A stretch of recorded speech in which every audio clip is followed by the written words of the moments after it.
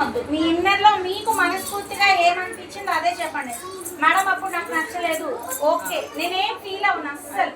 అదే మేడం, అప్పుడు అంటే స్కూల్ చాలా చిన్నగా ఉంది, క్లాస్ రూమ్స్ చాలా చిన్నగా కంజెస్టెడ్గా ఉంది, ఎలా చదువుతారో ఏంటో అనేసి అప్పుడు కొంచెం డౌట్ అనిపించింది మేడం. కానీ అంటే మీరు చెప్పి ఇలా ఇవన్నీ ఉంటాయి అంటే శ్లోకాలు ఇవన్నీ చెప్తాము, ఇవన్నీ అంటే మాకు ఫస్ట్ స్టడీస్ ప్రియారిటీ కాదు మేడం. ఫస్ట్ బాబుతో కొంచెం ప్రాబ్లమ్ ఫేస్ చేస్తున్నాము, పాపకి స్పీచ్ ఇవన్నీ ఉండాలి అని చెప్పి ఇంకా జాయిన్ చేసినాను.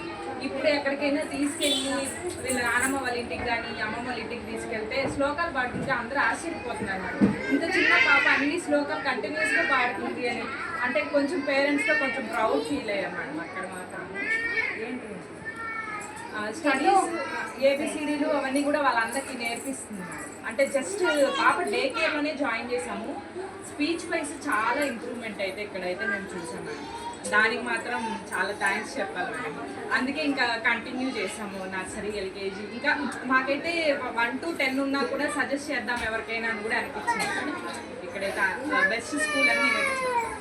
ఈ ఫ్యామిలీ ట్రీ అని చెప్పారు, అది కూడా ఇది కూడా ఒకసారి డాడీ కావాలి. ఏం కావాలి